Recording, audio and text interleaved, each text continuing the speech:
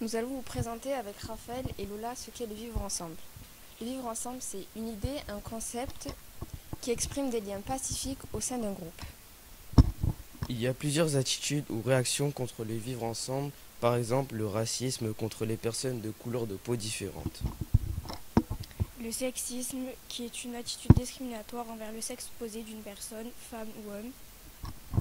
L'homophobie, rejet de l'homosexualité au sein de notre société. Le harcèlement, qui est une répétition de propos ou de violences qui peut dégrader la vie d'une personne. Exclusion, mettre à l'écart un individu.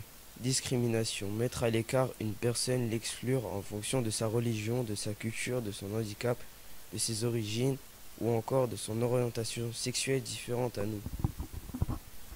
Pour parler du vivre ensemble, nous avons eu comme exemple un film nommé Une incroyable équipe de Sébastien Groublet qui est sorti en 2011. Ce film parle d'un certain garçon nommé Just, pauvre, harcelé, discriminé et rejeté par sa classe, parce qu'il n'est pas du même seuil social et économique. Celui-ci est harcelé par ses camarades, mais plus particulièrement par son délégué nommé Félix, jusqu'à ce qu'un professeur d'anglais, Monsieur Coche, arrive dans cet établissement et fera changer les choses. Tout d'abord, il remarque que son élève est discriminé, rejeté et harcelé par ses camarades. Il va donc utiliser un jeu, le football, sport collaboratif qui se joue en équipe venue d'Angleterre. Lors de son premier cours, Monsieur Koch va poser des questions aux élèves qui celui-ci va être étonné, surpris de leurs réponses racistes et sexistes envers l'Angleterre. Au fur et à mesure des leçons de football, il va faire changer la vie des élèves.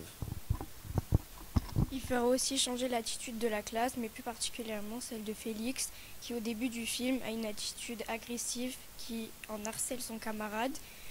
Par exemple, quand il monte un plan pour dire que c'est lui qui a coupé le bâton de Monsieur Bosch, jusqu'à devenir un leader positif, quand il demande à Madame Salchaud d'aider les étudiants. La classe va ensuite passer par une étape de rébellion lorsqu'ils accrocheront leur professeur de sport en hauteur. Elle passera ensuite par une étape de déchirement car malheureusement le sport qui les avait enfin réunis sera considéré comme dangereux et interdit. Mais grâce à tous leurs efforts, une cohésion se mettra en place pour enfin laisser place au vivre ensemble qui naîtra au sein du groupe.